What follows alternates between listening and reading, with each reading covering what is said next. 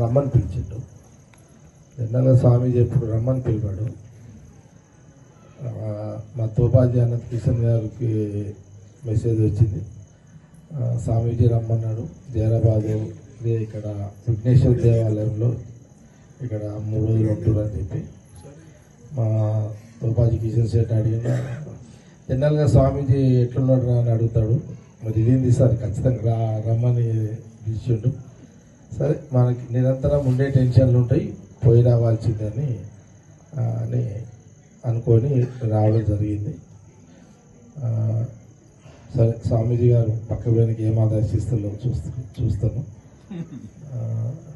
Problem ఏంటంటే స్వామీజీ గారు నాకేం చెప్పాలి, అదే పెద్ద సమస్య. అది చెప్తే స్వామీజీ గారికి టెన్షన్ ఏంటంటే ఇంకేదైనా చెప్తే ఆయన టెన్షన్ పడతాడు, అప్పుడు సపోర్ట్ చేస్తాడని చెప్పాడు. అది ప్రాబ్లం చెప్పాడు.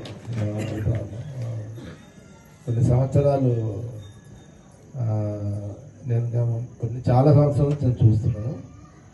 సరే నేను దేవుని నమ్ముతానా నమ్మనా, నాకు భక్తి ఉందా లేదా అనే దాంట్లో చర్చకు పోను. దేవుడు అంటే మన నమ్మకం, మన విశ్వాసం. దేవుడు ఉన్నాడు అనుకుంటేనే మనం జీవిస్తాం. నాకు తెలిసిన 4 మాటలు. ఉన్నాడు అనుకుని మనం బ్రతుకుతాం, లేడనుకుంటే ఒక సెకండ్ కూడా బతకలేము. అదొక ధైర్యం, అదొక బలం, అదొక విశ్వాసం, అదొక నమ్మకం. అదే దేవుడు. చివరిగా దేవుడు అంటే ధర్మం, మతం కాదు. ఇది మనం అక్కడ మీరు వారి సెల్ ఫోన్ చూస్తున్నారు, ఒక సెకండ్. దేవుడు అంటే, భగవంతుడు అంటే ధర్మం. ధర్మం అంటే ఏంటిది? ధర్మం అంటే ఏంటిది? నాకు తెలియదు కానీ నేను అడుగుతున్నాను. స్వామీజీ చెప్పొద్దు, మీరు చెప్పాలి. ఏంటి ధర్మం అంటే ఏంటి? ధర్మం అంటే దానం అని నేను అనుకుంటున్నాను. ఇతరులకు ఉపయోగపడితే ధర్మం. దేవుడు కోరుకునేదే కదా. దేవుడికి ఏంది? ఒకరికి సహాయం చేసినామా, ఒకరికి ఆదుకున్నామన్నది ధర్మం. దేవుడు అదే కోరుకుంటాడు అంతే. అంటే నాకు తెలిసిన కానీ నేను చెప్తాను. అందుకే దేవుడు, భగవంతుడు అనేది ధర్మం, మతం కాదు అని నాకున్న మిడిమిడి జ్ఞానంలో 4 మాటలు చెప్పడం జరిగింది. కరెక్ట్గా రాగా స్వామీజీ గారు క్లియర్ చేయాలి.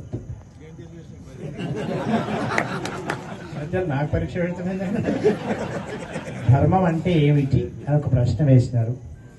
దానము, పరోపకారము, దయ, మైత్రి, ప్రేమ, ఇవన్నీ ధర్మములోని ఒక భాగాలు. మహాస్వామి కరపాత్రిజీ స్వామి వారు ధర్మము అనే విషయంలో, ఆయన పేరు ధర్మ సామ్రాట్ అనే బిరుదు, కాశీ స్వామి గారు. వారు ప్రచారం చేస్తూ ధర్మం గురించి మాట్లాడుతూ ఉంటే ఒక ఆయన ప్రశ్న వేశాడు, మీరు ధర్మంగా ఉండండి, ధర్మంగా ఉండండి అంటే మాకు ధర్మం ఎట్ట తెలవాలి? మాకు ధర్మం అనేది లోపల ఎప్పుడు ఎలా తెలుస్తుంది? మీరు ధర్మాన్ని నిర్వచించాలంటే ధర్మానికి డెఫినేషన్ చెప్పలేము నాయన. అయినా నేను కొంచెం ఉదాహరణతో చెప్తాను. మీ ఇంట్లో నువ్వున్నావు, నీ భార్య ఉంది, మీ తల్లి ఉంది, నీ కోడలు ఉంది, నీ బిడ్డ ఉంది, నీ మనమరాలు ఉంది. నీవు ఇవే కళ్ళతోటి వీళ్ళందరినీ చూస్తావు, ఇదే చేతితోటి వాళ్ళందరినీ స్పృశిస్తావు.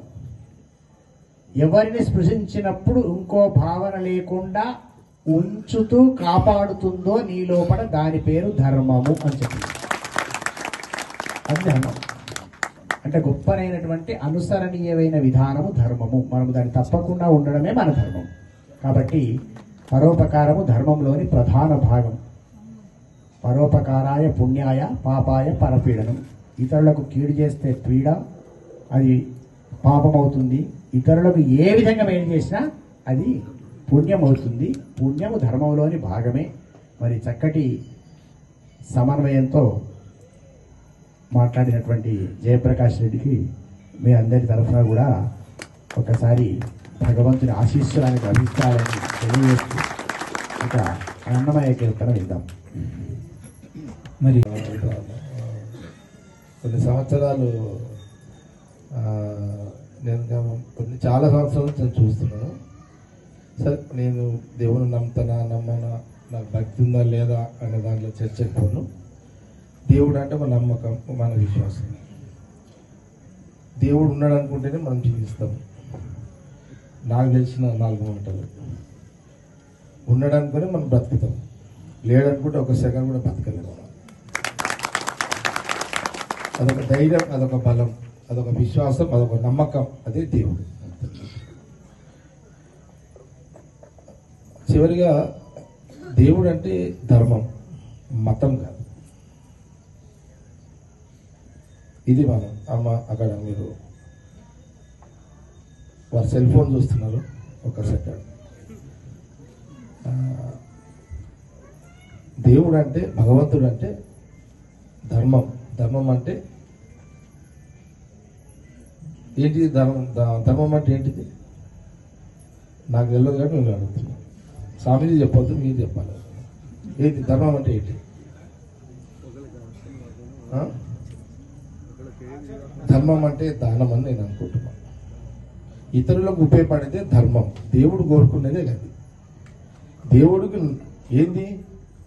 ఒకరికి సహాయం చేసినామా, ఒకరికి ఆదుకున్నామా అనేది ధర్మం. దేవుడు అదే కోరుకుంటాడు. అంతే. అంటే నాకు తెలిసిన కానీ నేను చెప్తాను. అందుకే దేవుడు, భగవంతుడు అనేది ధర్మం, మతం కాదు అని నాకున్న మిడిమిడి జ్ఞానంలో 4 మాటలు చెప్పడం జరిగింది. కరెక్ట్గా రాగా స్వామీజీ గారు క్లియర్ చేయాలి.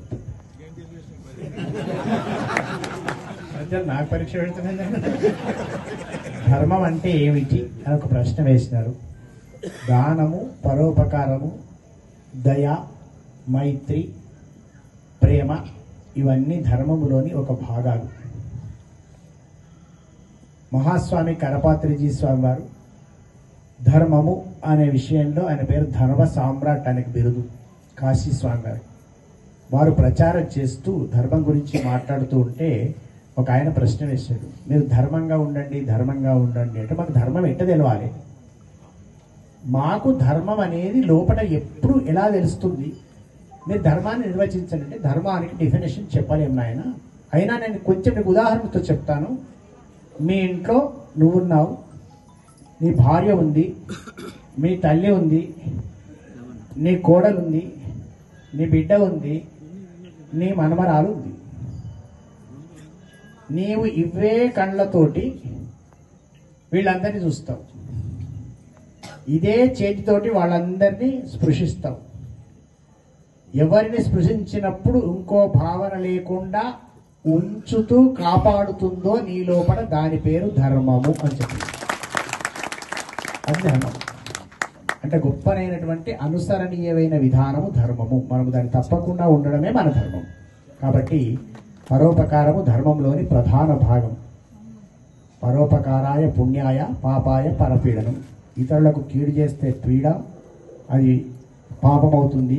ఇతరులకు ఏ విధంగా మేలు చేసినా అది పుణ్యం అవుతుంది. పుణ్యము ధర్మంలోని భాగమే. మరి చక్కటి సమన్వయంతో మాట్లాడినటువంటి జయప్రకాష్ రెడ్డికి మీ అందరి తరఫున కూడా ఒకసారి భగవంతుని ఆశీస్సులను లభించాలని తెలియజేస్తూ ఇక అన్నమయ్య కీర్తన విందాం.